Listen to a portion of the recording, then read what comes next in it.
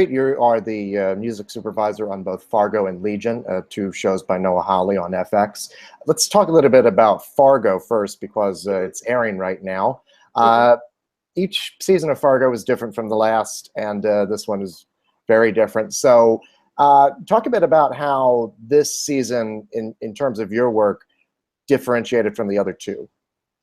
Well, first of all, call me Maggie. Okay, and I didn't do season 1, so I came on for season 2. But season 3 is entirely different. I mean, it's for obvious reasons, and a new story, new characters. Sorry, I'm gonna turn off my messages.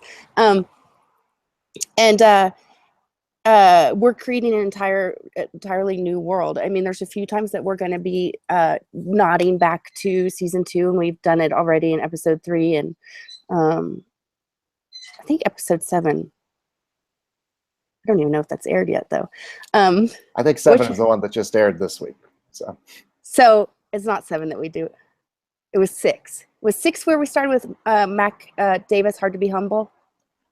I think I'll take your word for it. Okay. I will say the other difference between season 3 and season 2 is we did this one in about 1/3 of the time as far as post goes. So it was a race to the finish and not as much time for ruminating. But we approached it just like we did season 2, telling the story through the characters, and with all new characters, of course, you're going to have a new music, and I think that's clearly evident in our song choice. For example, the use of all our Russian, Eastern European folk music, which sort of plays to the bad guys this season, and Yuri and specifically, and then Vargas, even though he's American, you know, has a sort of bleak outlook on the world, and trying to think the right way to phrase this.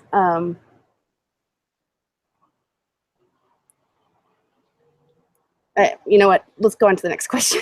Okay. So coming in on the second season, Yeah. what was that like, stepping into something that was already established and already successful? It was thrilling. I mean, I was a huge fan. So I was very excited, very nervous to work with Noah,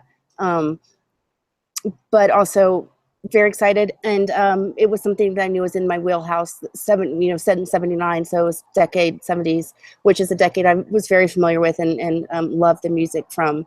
So that was, for me, the most fun I've ever had on a project, to really dig deep into that decade and find stuff that I had never heard. And then in return, a lot of the audience had never heard. Working with Noah was different than any other showrunner or director I've ever worked with. And he sort of taught me to listen to music in an entirely new way. It was very challenging as well. We didn't have that much of a budget. We had some lofty goals. And we wanted to create something entirely unique. And it took a lot of work. Well, there's a lot of interesting song choices, particularly in this season. I wonder how you go about, I guess, choosing the right song for the right moment. It's trial and error, you know, like Noah and I together built a playlist of just a main playlist for the entire season, stuff we were going to choose from for each episode. And then it became a game of trial and error when we're in the spotting sessions and working with the editors. And for me, Noah, he's more heady, and it's more about what works intellectually for him. For me, it's more emotional, sort of a gut reaction, and we work differently in that way, but it tends to like blend in a good way, because everyone seems to really enjoy it. And he and I also both have unique tastes, sort of out of the box. We kind of like to go as crazy and weird as we are allowed to go, and in that regard, we work really well together. We work really well together in all regards, but that specifically. Also, one of the common threads in both Fargo and Legion is Jeff Russo, the composer. How do you three work together to make the decisions about whether it's going to be score or source music? Noah's pretty clear about what he wants, score versus source. We the three of us have developed a shorthand at this point from going Fargo season 2 to Legion, now to Fargo season 3. We have a great music editor that we work with, Matt Decker. We spot the episodes together. Sometimes we spot them completely dry, but I will say Noah is the one that's saying source versus score, and it's rare that we would disagree with him. But then Jeff and I work very closely. Like we are given our marching orders. We both go out and do our separate, do our thing, and then we come back together. But we are constantly talking to each other. He's sending me pieces that he's thinking about sending to Noah for certain areas, and I send him songs. And there's a lot of just he and I become really good friends. So we talk daily about that. And yeah, he's a pleasure to work with. He's a fucking genius. Oh, can I say? I hope there's no children watching this. So okay. Yeah, he's a genius. I wish I could work with him on everything I do. I do work with him on a lot of stuff, so I'm very lucky. How are some of the ways that Fargo and your work on Legion differ? Oh, it's a totally different project. The same people involved in post, but a completely different way of storytelling. So even though same sensibility, we're doing something different. And Legion for me was more challenging because Fargo had that established world even before Noah stepped into it. The world was defined by the Coen brothers, and then he took it and made it his own, but also it already had sort of the universe created and some parameters to work around or work within. And then I did as well with season 2. But Legion, it was new for all of us, and so there was a lot more discovery there. It was a much more surreal, tricky piece of storytelling. Music was used in a different way. I think we use music less of a character development way and more of a moment for the audience to sit back, reflect, process what was going on. We use songs for almost their entirety. We didn't use short 30-second snippets of songs. We would use the entire song in a lot of these places. It's a challenging show for viewers, and I think it was a moment to give our audience a little bit of a break, and slow down. Absolutely. It's a very visceral show as well, not just visually, but also orally. So I guess, how did that affect your work?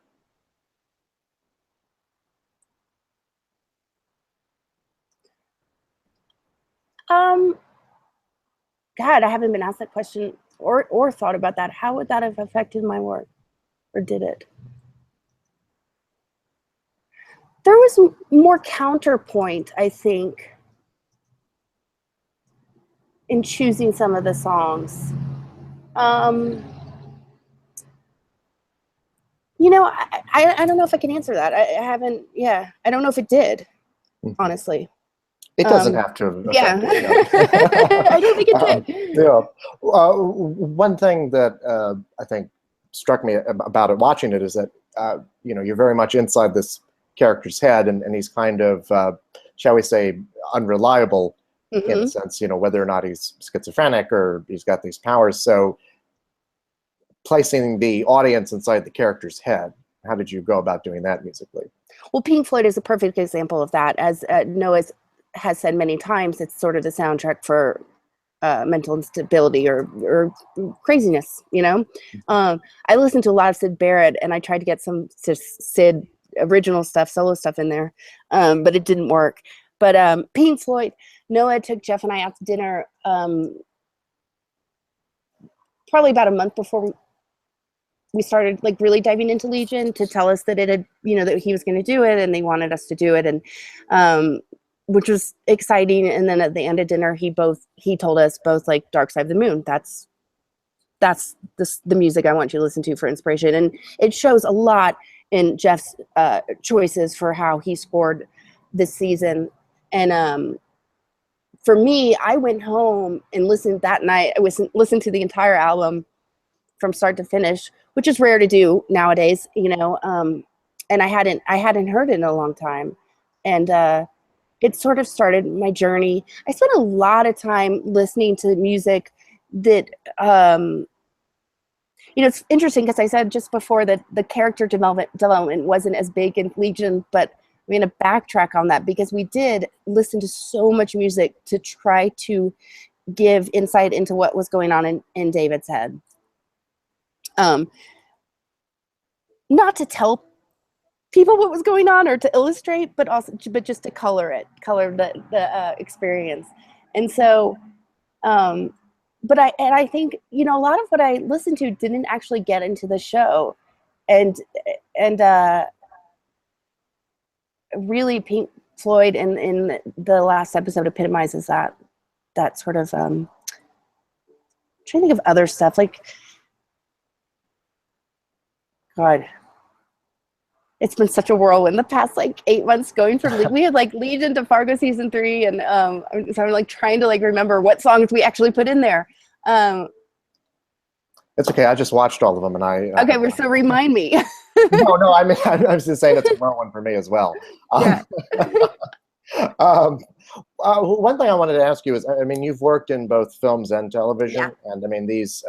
To their credit, these feel like 8 and 10 hour movies. Oh, yes.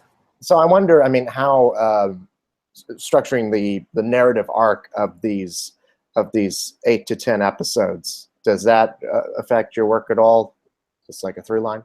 No, I mean, in that we're making a 10-hour movie, and so we're creating it's a consistent musical landscape that for 10 hours, just like we do in film.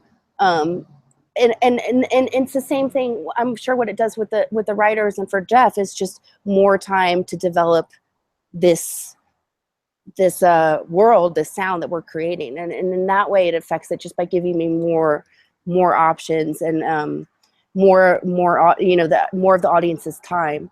To I think in that way I get to put in more.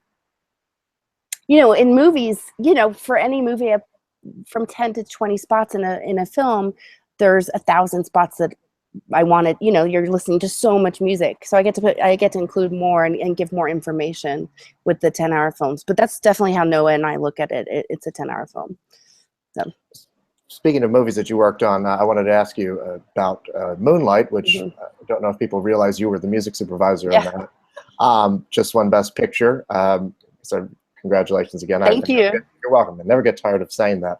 I wondered just a bit about working on that film and working with Barry Jenkins. What was that experience like? It was lovely. I came onto that picture late. They didn't have a budget for a music supervisor. I am friends with Adela Romansky, the producer and Barry's longtime producing partner. I've known her for 7 or 8 years now, and she asked me to a Q&A, to a screening and a Q&A, and I think she was trying to trick me into becoming the music supervisor, which totally worked. So I went in for a screening. I mean, it was still rough, but they were pretty far along at that point, and I was so impressed and moved. Like everyone else who has seen it, there aren't many movies made like that, and so I left the screening and told Adela, I don't care how much you pay me. I want to be a part of this. I want to help you. And then we did a Q&A with Barry and his team, and there was 20 of us sitting around a table, and they have their questions that they're asking to try to get an idea of where they need to go with the next cut.